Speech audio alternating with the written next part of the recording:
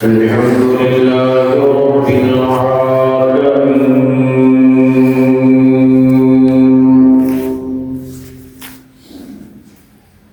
والعاقبة للمتقين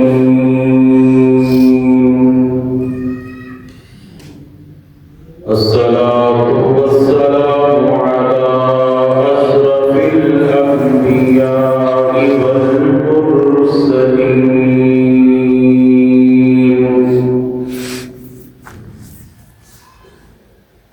وعلى آله وأصحابه أجمعين.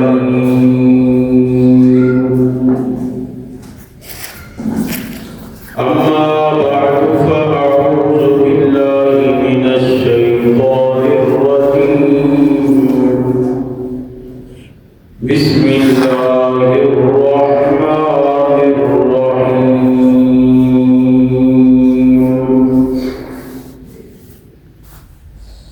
إنا أنزلناه في ليلة مباركة إنا كنا منذرين.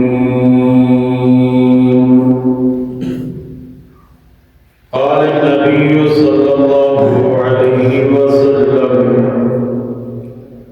اللهم بارك لنا في رجب وشعبان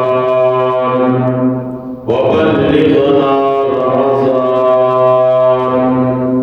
صدق الله خالق مولانا العظيم وبلغنا رسوله النبي الكريم ونحن على ذلك لمن الشاهدين والشاكرين والحمد لله رب العالمين. سب حضرات مجھے پاک اللهم صل على محمد وعلى آل محمد كما صليت على إبراهيم وعلى آل إبراهيم إنك حميد مجيد. اللهم بارك على محمد وعلى آل محمد كما باركت على إبراهيم وعلى آل إبراهيم إنك حميد مجيد.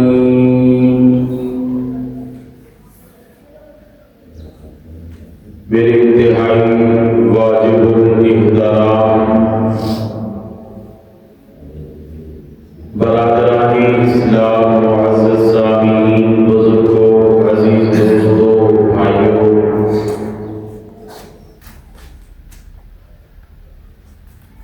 شعبان المعظم کا مہینہ شروع ہے. یہ مہینہ بڑا مبارک مہینہ ہے. رمضان المبارک کا استقبال شعبان المعظم میں کیا جاتا ہے. امام الانبیاء احمد مجتبی محمد مصطفیٰ صلی اللہ علیہ وسلم اس مہینے میں کثرت کے ساتھ روزے رکھا کرتے تھے.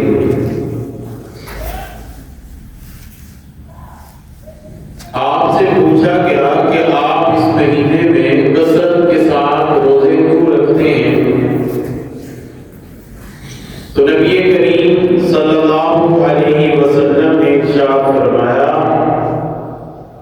کہ رمضان المبارک کا استقبال کرنے کے لیے. باقی پورا سال آپ اتنی کثرت کے ساتھ روزے نہیں رکھا کرتے تھے جتنے آپ شعبان میں روزے رکھتے ہیں. اس لیے تو نبی کریم صلی اللہ علیہ وسلم نے ارشاد فرمایا: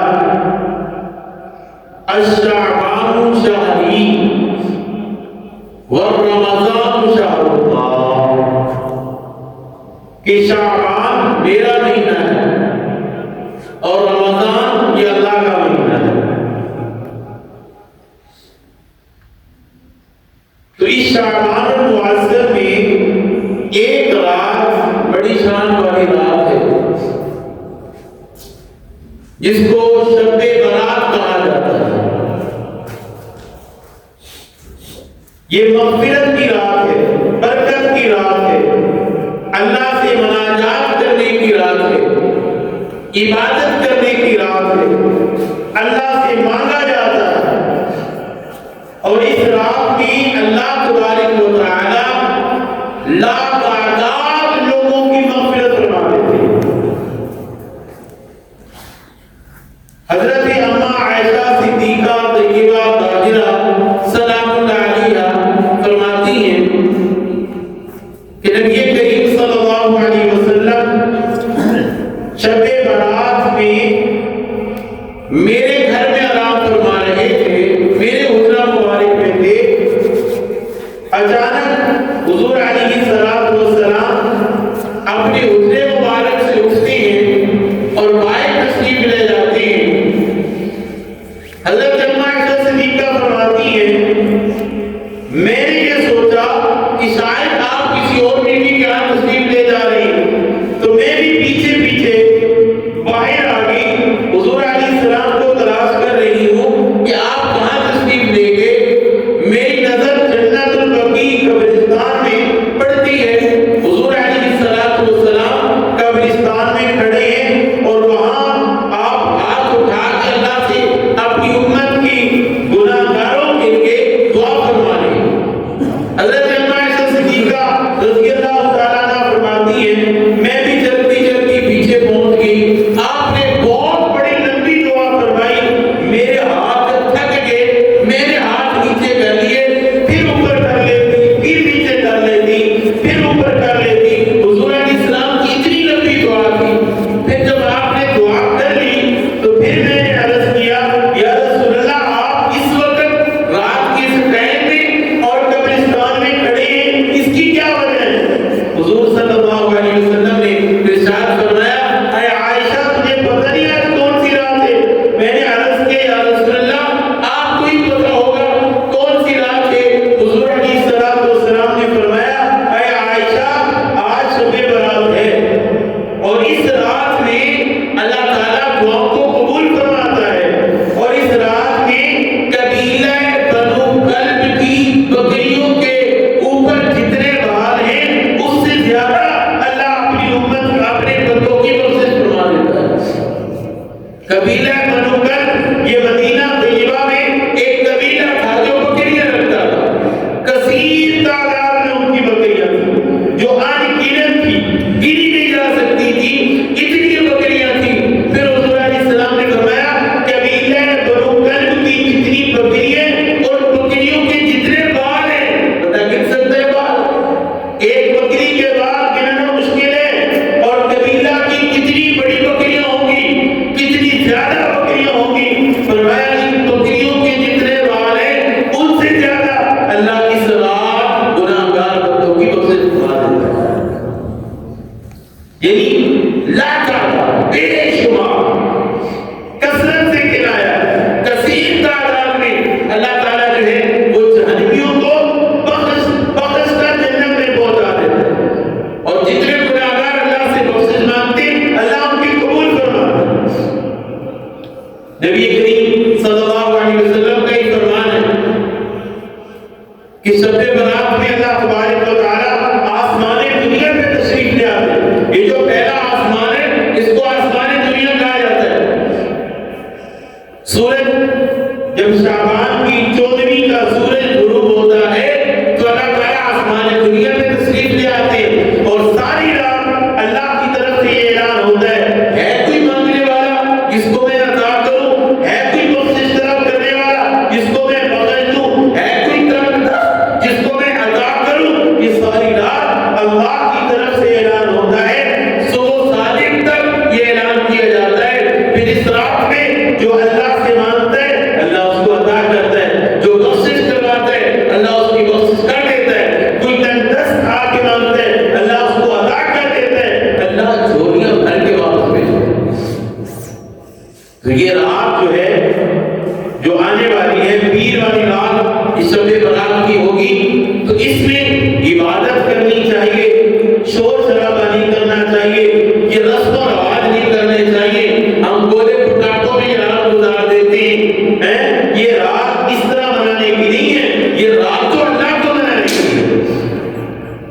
اس رات کے بارے میں بہت افراد و تفریق ہو رہا ہے.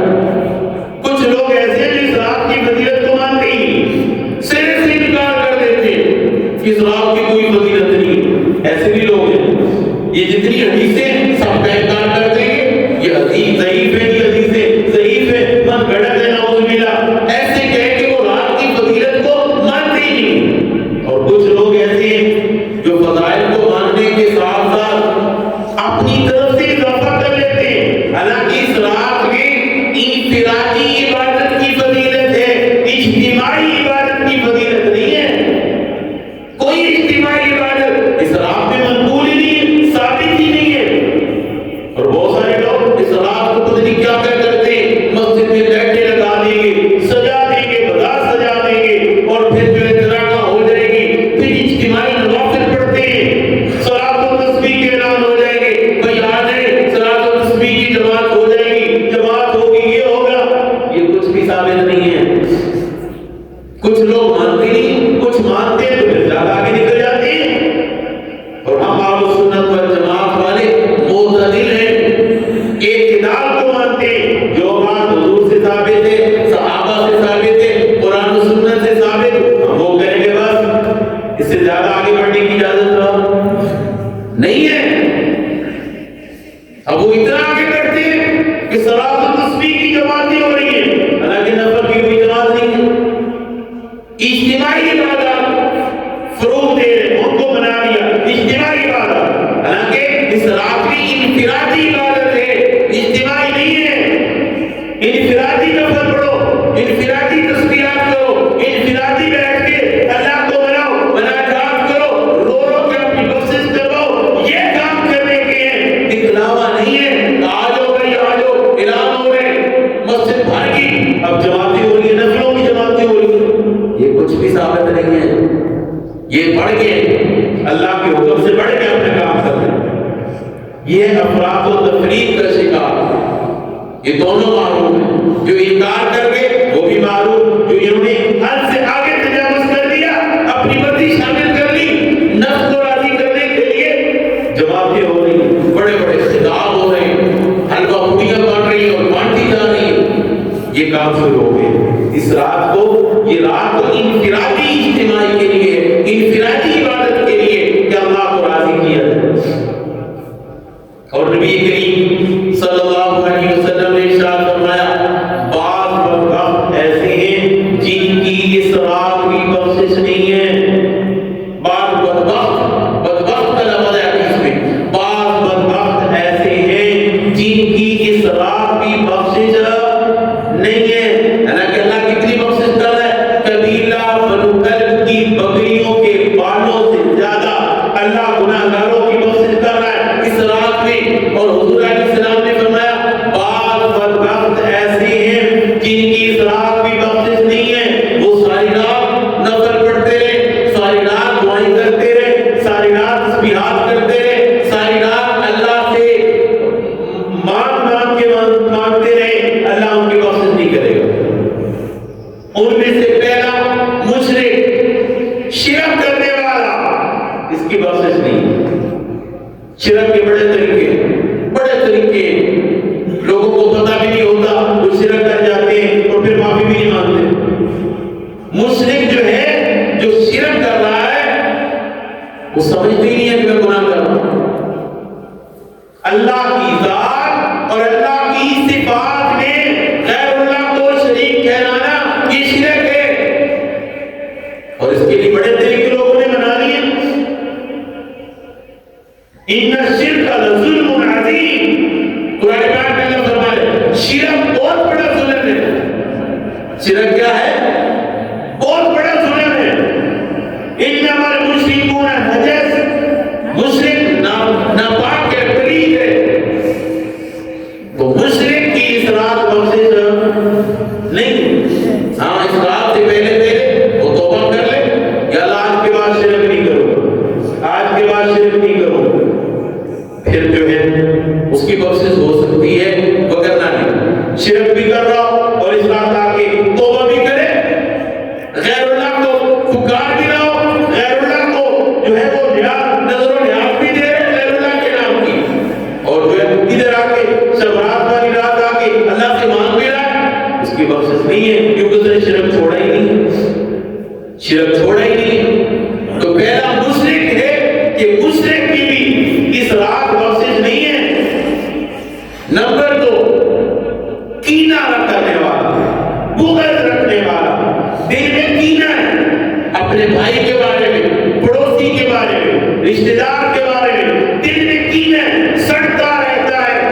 بھائی اس کے پاس یہ اچھا گھر کیوں ہے، یہ اچھا پہنتا کیوں ہے، اس کے پاس اچھی گاڑی کیوں ہے، یہ اچھا لباس کیوں پہنتا ہے، یہ دل میں بغض رکھ رہا ہے، سڑ رہا ہے، اندر ہی اندر وہ بجھ رہا ہے، تو یہ بندہ کینہ کر رہا ہے، تو جو کینہ کرنے والا ہے اس کی بھی اصلاح پروسیس نہیں ہے۔ یہ بہت بڑی بیماری ہے، کینہ رکھنے والی بیماری چھوٹی نہیں ہے، کثیر تعداد میں اس بیماری میں لوگ ملوث ہیں۔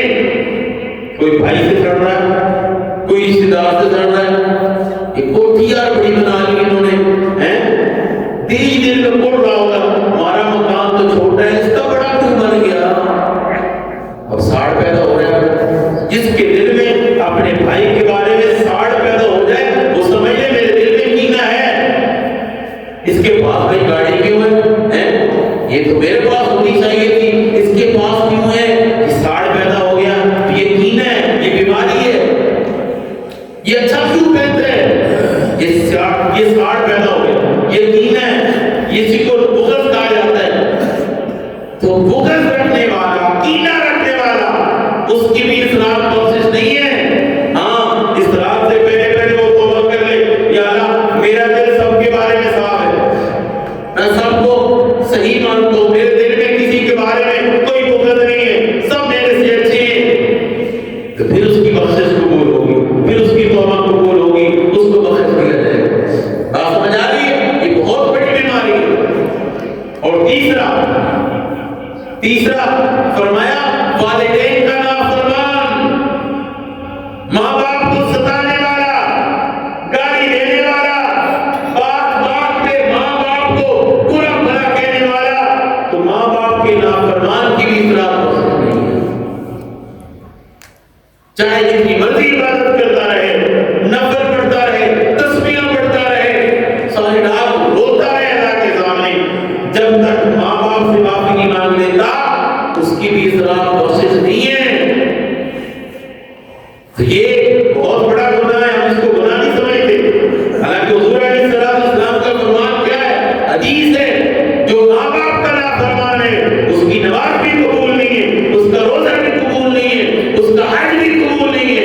اتنی بڑی بات ہے جو ماں باپ کا نافرمان، کتنا بڑا گناہ ہے، آج لوگ اس کو سمجھتے نہیں، ماں باپ کی توہین کر رہے ہیں اور پھر نفل پہ نفل بھی پڑھ رہے ہوتے ہیں، بڑا اہتمام عبادت کا کر رہے ہوتے ہیں اور ہوتے ماں باپ کے نافرمان۔ اس واسطے اس رات کے آنے سے پہلے پہلے ہم توبہ کریں، اگر ماں باپ ناراض ہیں ان کو راضی کرنے کی کوشش کریں، ماں باپ کو منائیں، وگرنہ عبادت قبول نہیں ہوگی، اس رات بخشش بھی نہیں ہوگی۔ اور چوتھا فرمایا قطع رحمی کرنے والا، قطع رحمی کرنے والا، قطع رحمی کیا ہے، رشتہ داروں سے رشتہ داریاں توڑنے والا، بھائی بھائی سے ناراض ہے، اولاد ماں باپ سے ناراض ہے، بھائی بہن سے نہیں بولتا، بہن بھائی سے نہیں بولتی، رشتہ دار آپس میں وہ توڑے ہوئے ہیں، تو اس بندے کی بخشش بھی اتراض نہیں ہے، قطع رحمی کرنے والے۔ ہم منا لیں اس رات کے آنے سے پہلے پہلے کہ کوئی کسی کے ساتھ نہیں بولتا تو منانے کی کوشش کرے۔ نبی کریم صلی اللہ علیہ وسلم کا ایک فرمان ہے، فرمایا 3 دن سے زیادہ اگر کوئی ناراض رہے گا تو وہ جنت میں نہیں جائے گا۔ 3 دن ہو گئے وہ ماں باپ سے نہیں بول رہا، 3 دن ہو گئے بھائی سے ناراض ہے، 3 دن ہو گئے کسی بھی رشتہ دار سے ناراض ہے، اور اس کی ناراضگی حد تک ہے کہ میں تیرے ساتھ نہیں بول رہا۔ جو پنجابی کہتے ہیں مرنا پڑنا ختم، مرنا پڑنا ختم، ایسی ناراضگی سلام دعا بھی نہیں ہے، بول چال ختم کر دی، اور میں 3 دن ہو گئے ابھی تک وہ ناراض ہے، بول چال نہیں کر رہا بھائی سے یا کسی اور رشتے دار سے، اور اس حالت میں اس کی موت آ گئی، تو حضور علیہ السلام نے کہا جنت نہیں جائے گا، جہنم میں پہنچ جائے گا۔ کتنا سخت ہے معاملہ ہے، اب اس کو سمجھتے نہیں، سال گزر گئے، بھائی بھائی سے ناراض ہے، سال گزر گیا، اولاد ماں سے نہیں بول رہی، باپ سے نہیں بول رہی، سال گزر گیا، بہن سے ناراضگی ہے، سال گزر گیا، رشتہ داروں کے ساتھ لا تعلقی ہو گئی ہے، ابھی منائی نہیں ہے،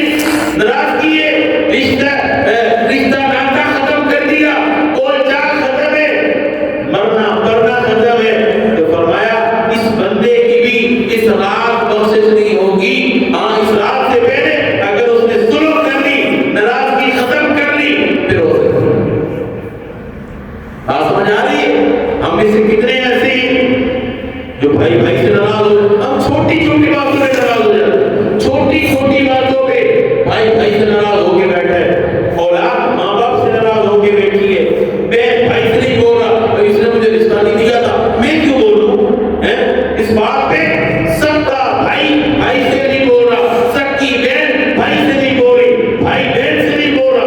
ہم چھوٹی چھوٹی باتوں پہ لا تعلقی کر لیتے ہیں, اور اس میں بڑی سخت وعید ہے. حضور علیہ السلام کا فرمان ہے, جو لا تعلقی کر لیتا ہے, قطع رحمی کرنے والا ہے, اس کی عبادات بھی اللہ قبول نہیں کرتا.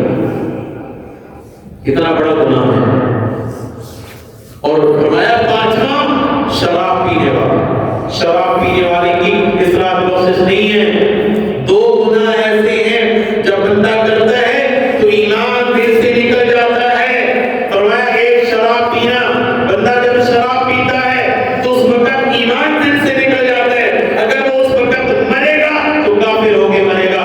دوسرا گناہ زنا کرنا, زنا کرتے وقت بھی ایمان دل سے نکل جاتا ہے, اگر اس وقت اس کی موت آئی تو کافر ہو کے مرے گا. کتنے بڑے گناہ ہیں. شراب پینے والے کی اصلاح بخشش نہیں ہے. حدیث مبارکہ میں ایک قطرہ جس نے شراب کا پی لیا, کتنا؟ بولو بولو, ایک قطرہ, ایک گھونٹ نہیں, ایک قطرہ جس نے شراب کا پیا, 40 دن اس کی عبادت قبول نہیں ہوگی.